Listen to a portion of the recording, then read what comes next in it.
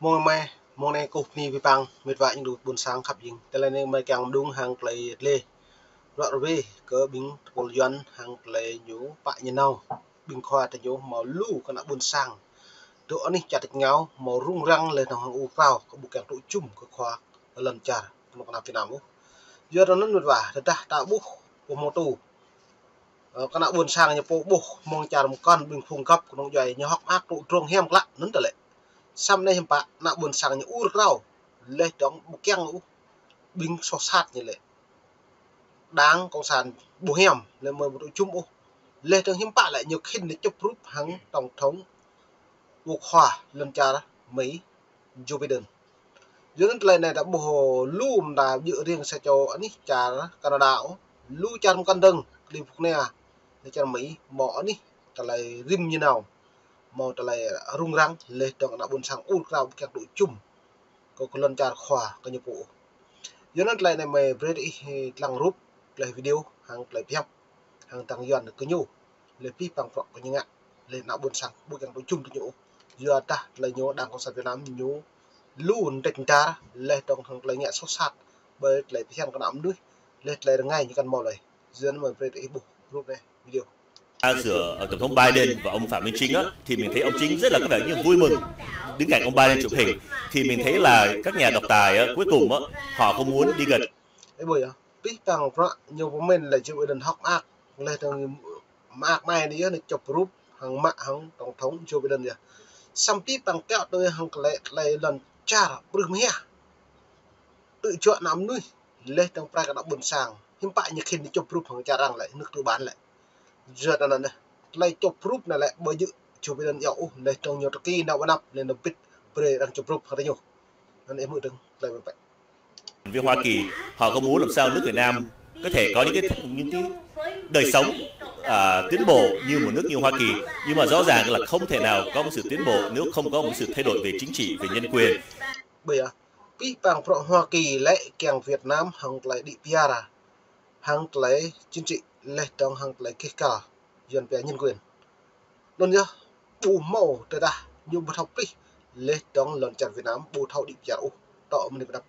giờ năm qua lần này là tung công mày lệ hàng rõ về ý buộc lại thọc nhiên cả hàng lại rõ mạng lấy trong hàng lại lùm ta hàng lại cần nhu tịnh ta là bự thôn như truy rồi tài mông lấy pi bằng rõ như càng truy nhớ như lại xong pi bằng rõ nhớ dần về xe lầm từ nhau mất có pi bằng hàng lại từ nhau lại bộ màu bộ lại đội chung căn màu bộ lại thế lấy tụ chung của nhau mong niệm đọc được ta nhiều ngậm sẽ thế nào nên mà vị mượn đơn đạo quân sang nhiều phép. Cho nên tôi nghĩ là nếu mà đất nước Việt Nam mà muốn vươn lên á, thì thật sự là phải có cái sự thay đổi về chính trị, phải cải thiện nhân quyền, phải tôn trọng dân chủ. Ông Hoàng Tứ Duy, người phát ngôn của đảng Việt Tân, phát biểu như vậy trong cuộc biểu tình phản đối Thủ tướng Việt Nam Phạm Minh Chính sang Hoa Kỳ dự hội nghị thượng đỉnh ASEAN Hoa. Cái bởi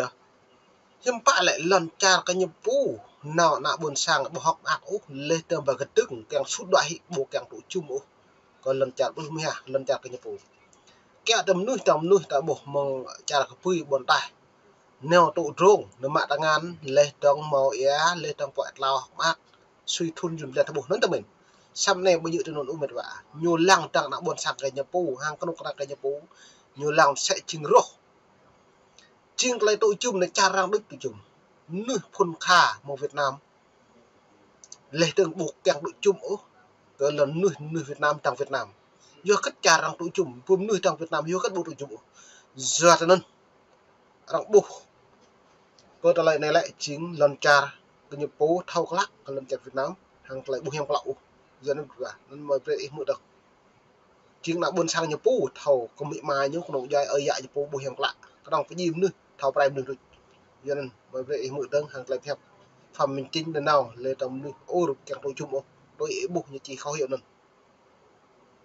Kỳ. Cuộc biểu tình diễn ra lúc 10 giờ sáng ngày 13 tháng 5 với khoảng 100 người tập trung trước Nhà Trắng tại thủ đô Washington DC. Hoa.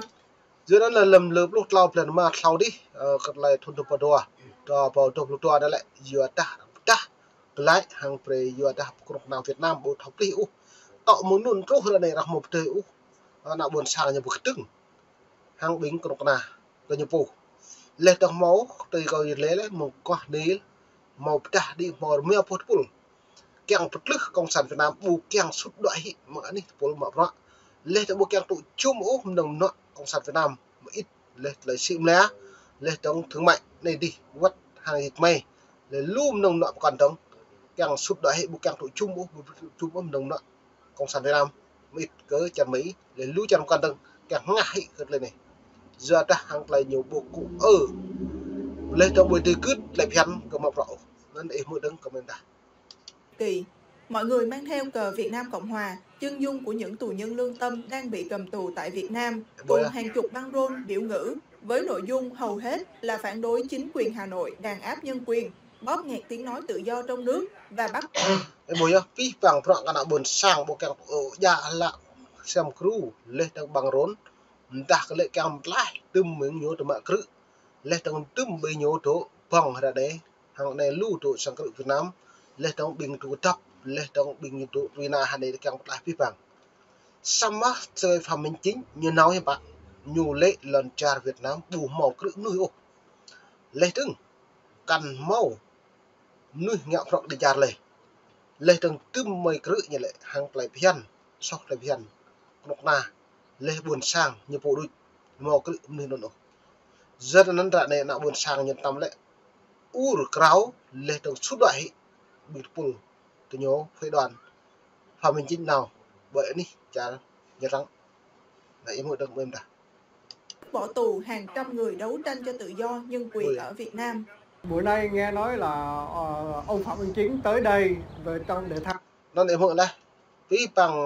lần chào Việt Nam thủ cự nuôi rằng lệ hàn này là tùm tu cộm nuôi tụ cự là đây vừa cứ hàng lấy cây cá vừa hàng lấy được cọt lấy đáo vừa lấy hàng lấy cây cá lấy phiền nuôi lấy trong kẹng mò ngay cái lấy ping pro hàng lấy dần tiệp bao chữ rồi giữa nó lấy này đã bổ hồ hiếm pa lại nạo buồn sang cái nhập phép nhiều lại nên em hội đồng cái nạo buồn sang cái nhập phố rồi chặt nhau buộc càng tổ chung Phạm Minh Chính bị pol phê đoàn một Việt Nam nào Trong những cái hội nghị Asian thì mình cũng phải tới đây để mình chứng tỏ cho mấy người cộng sản thấy rằng á là người Việt Nam vẫn còn có một số rất đông yêu chuộng tự do, không chấp nhận sự độc tài. Ở đây á, là mình không nói là tới chuyện mà cái bộ mà giờ nó đã này là bộ lùm tà đi pol hàng lại bậc từng nuôi Việt Nam mua nhiều làm nuôi Việt Nam cộng sản chúng ta lệ Việt Nam nó tầm tới nhối Việt Nam đấy giờ sam nhưng họ đặt nó lại Việt Nam cộng sản giờ nó nhiều hàng bính doan cộng sản nhiều pha đà nó bày chơi cái đạo nắm nuôi buồn sang một nhà đại ca ta lại hiếm bại nhầm cả phung lệ trong hàng lời lùm tà ngẹm nách kẹo prai lại kẹo cái gì nhập này nhập nọ nên ít gặp hội đông đạo buồn sang nhầm ta này lệ trong biếu xem crew bình như đạo buồn sang lấy kho hiệu hàng ta lại cái nhiều mạng lệ trong càng càng sút đuổi bình không được kẹo buộc càng tụi chung bình một là cộng sản Việt Nam bình pol Phạm Minh Chính lệ trong đảng cộng sản Việt Nam Nguyễn Phú Trọng nhà cọ nhau buồn cùng prong và lần chặt Việt Nam chẳng pli máu đa đảng đa nguyên kèm cả một dân chủ dựa nên hàng lại nhiều cái từng nào rập nít nô rập vậy bao nhiêu kèm cái từng ít gặp không được